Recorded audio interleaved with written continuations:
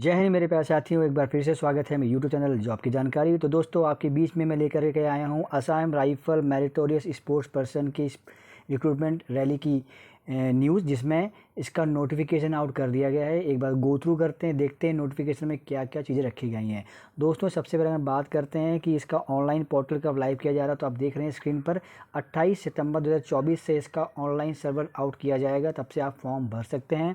और अगर मैं बात करता हूँ उसके लास्ट डेट की, तो 27 अक्टूबर 2024 इसकी लास्ट डेट होगी, जब तक आप इस फॉर्म को अप्लाई कर देंगे। और दोस्तों, सबसे इम्पॉर्टेंट चीज़, 25 नवंबर 2024 से इसका रिक्रूटमेंट प्रोसेस स्टार्ट हो जाएगी। तो बहुत जल्दी जल्दी चीज़ें आपको यहाँ पे देखने को मिलने वाली है।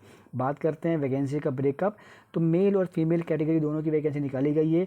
38 पद निकाले गए हैं, जिसमें 19 मेल कैटेगरी के हैं और 19 फीमेल कैटेगरी के हैं। बात आती है कि कौन कौन सी स्पोर्ट डिसिप्लिन में वैकेंसी निकाली गई है, तो उसको भी देख लेते हैं। जिसके अंदर में आपको एथलेटिक्स के अंदर में 400 मीटर, लॉन्ग जंप और जेवलिन की वैकेंसीज़ हैं। उसके बाद में fencing, football, archery, badminton, shooting, judo और कराटे, इस प्रकार से उन्हें वैकेंसी को निकाल दिया। दोस्तों, उस हिसाब से आपने जो है अपना जो भी आपके पास में स्पोर्ट का सर्टिफिकेट है, तो आप फॉर्म को अप्लाई कर सकते हैं। साथ ही यहाँ पे उन्होंने क्लियर कर दिया है कि स्टार्टिंग के ABCD आर्चरी तक का जो भी स्पोर्ट डिसिप्लिन है, उसकी जो रिक्रूटमेंट रैली होगी वो होगी हेडक्वार्टर IGR कोहिमा नागालैंड में। इसके अलावा जो रिमेनिंग बचे हुए हैं, उनकी रिक्रूटमेंट रैली होगी Assam rifle training centre and school, Sukhoi, Dimapur, Nagaland. ठीक है दोस्तों, 38 पद है, तो आपने फॉर्म टाइमली अप्लाई कर देना है। कैसे अप्लाई करना है दोस्तों? तो अप्लाई करने के लिए आपने ऑनलाइन माध्यम से इस फॉर्म को अप्लाई करना है। ऑफलाइन माध्यम एक्सेप्ट नहीं किया जाएगा।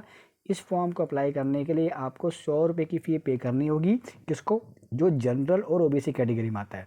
इसके अलावा schedule caste, schedule tribe, female category के लिए कुछ भी फ़ी पे की जरूरत नहीं है, वो एग्जेम्प्टेड रख दिया गया है। तो दोस्तों, अब आप आगे चलते हैं। आगे आपको यहाँ देखिएगा सबसे इम्पॉर्टेंट चीज़ कि क्या क्या आपका एज और एजुकेशन क्वालिफिकेशन रहने वाला है। तो यहाँ पे दोस्तों 18 से 23 साल आपको यहाँ पे एज दिख रही है, जिसके अंदर में जनरल और OBC को 5 साल की छूट दी जा रही है और SC ST को 10 साल की छूट दी जा रही है, जो कि एक अच्छी बात देखने को मिल रही है। क्वालिफिकेशन की बात करूँ तो मैट्रिकुलेशन पास होना चाहिए। और क्योंकि ये स्पोर्ट्स की भर्ती है, तो स्पोर्ट्स क्वालिफिकेशन में उन्होंने साफ बता दिया है कि प्लेयर्स जो हैं वो पार्टिसिपेटेड होने चाहिए। जो नहीं कि आपके पास मेडल हो, आपने पार्टिसिपेट भी अगर किया है, तब भी आप फॉर्म को अप्लाई कर सकते हैं। पर पार्टिसिपेट भी किस में किया है वो भी दिया गया है, क्लियर इंडिकेट कर दिया उन्होंने कि किस में पार्टिसिपेट होना चाहिए। देख लिखा है player who participated in any international competition, national competition, inter university tournament, national sports games of school, Khelo India university, Khelo India youth games, Khelo India winter games, Khelo India para games. In sports के अंदर में अगर आपने participate भी किया दोस्तों, तब भी आप इस फॉर्म को अप्लाई कर सकते हैं।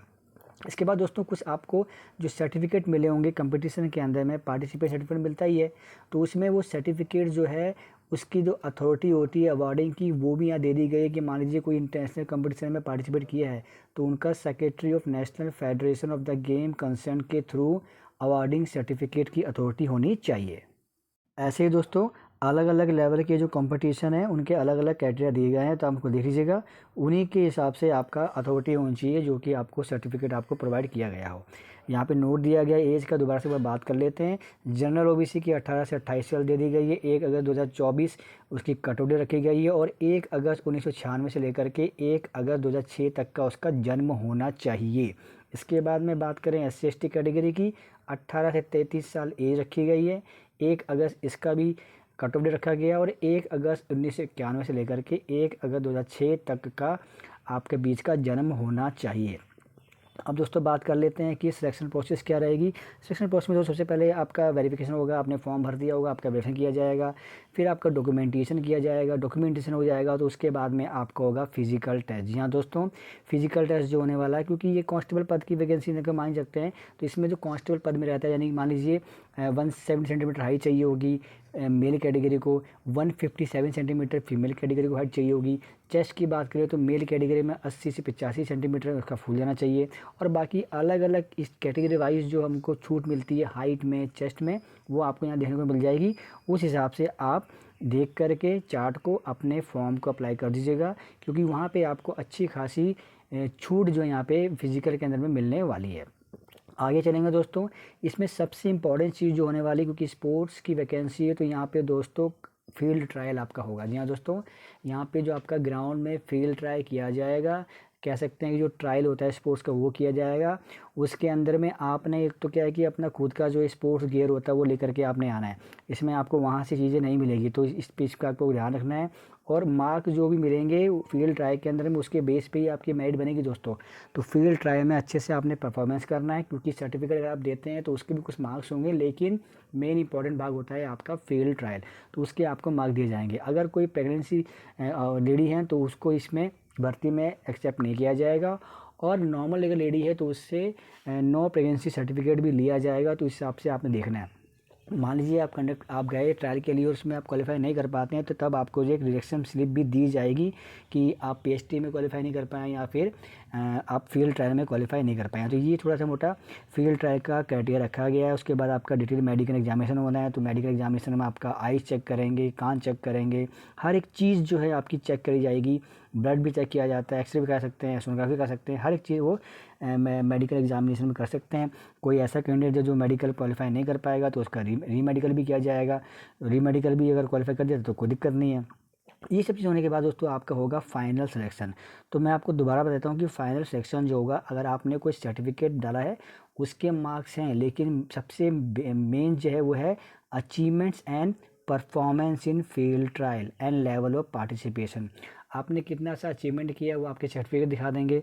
उसके बाद में आपने किस लेवल पे पार्टिसिपेट किया वो आपके सर्टिफिकेट दिखा देंगे। लेकिन ग्राउंड लेवल में जो आपका फील्ड ट्रायल होगा उसमें दोस्तों देखा जाएगा कि आपका जो परफॉर्मेंस है फील्ड ट्रायल के अंदर वो कितना अच्छा है। जितना अच्छा आप फील्ड ट्रायल के अंदर परफॉर्मेंस करेंगे उतने अच्छे आपको मार्क्स मिल जाएंगे और आपके चांसेस फाइनल मेरिट लिस्ट में आने के बन जाएंगे। ये सब चीज़ें दोस्तों अगर हो जाती है, आप क्वालिफाई कर देते हैं, तब आपका फाइनल मेरिट लिस्ट में नाम आएगा। इस चीज़ को आपने ध्यान रखना है दोस्तों। इसके अलावा आपकी सुविधा के लिए यहाँ पे ये नंबर दिए गए, कुछ क्वेरीज़ हैं तो आप क्वेरीज़ को रिजॉल्व कर सकते हैं। सुबह 9 से लेकर शाम को 5:30 बजे तक। साथ में ईमेल आईडी भी दिया गया है, यहाँ भी आप कांटेक्ट कर सकते हैं। तो ये सब चीज़ें रखी गई हैं दोस्तों। मैंने मोटी मोटी चीज़ें कवर कर ली हैं, फिर भी कोई डाउट है, कोई कमेंट आपका है तो टेलीग्राम ग्रुप में और मेरे व्हाट्सएप में ग्रुप है, वहाँ पर आकर के आप कमेंट कर दीजिएगा। जितना मुझे नॉलेज होगा मैं आपकी हेल्प करने की कोशिश करूँगा। समय रहते हुए दोस्तों फॉर्म को भर देना है। 28 सितंबर 2024 इसका फॉर्म आउट हो जाएगा, तो जाके फटाफट फॉर्म भर दीजिएगा। स्पोर्ट्स के पर्सन जिनके पास सर्टिफिकेट है, जो मैंने बताया था आपको, यहाँ पे एक चार्ट बताया है यहाँ पे कि इस कैटेगरी के हिसाब से आपके पास में अगर स्पोर्ट्स के सर्टिफिकेट्स हैं दोस्तों, अगर आपने सिर्फ पार्टिसिपेट भी किया है तब भी आपने इस फॉर्म को भरना है, क्योंकि मेन जो मेरिट होगा दोस्तों वो होगा आपका फिजिकल जो आपको ट्रायल होगा उसमें। तो क्या पता आप ट्रायल के अंदर में अच्छे खासे नंबर गेन कर लें और आपका सिलेक्शन होने का चांसेस बढ़ जाएगा। रिटन एग्जाम यहाँ पे होना नहीं है, तो ये भी अच्छी बात है दोस्तों। आसाम राइफल जो है वर्ल्ड की सबसे पुरानी ओल्डेस्ट पैरामिलिट्री फोर्स है, यहाँ पे सर्विस मिलती है, तो अच्छा खासा आपका जो है लाइफ स्टाइल बनने के चांसेस बन जाएंगे।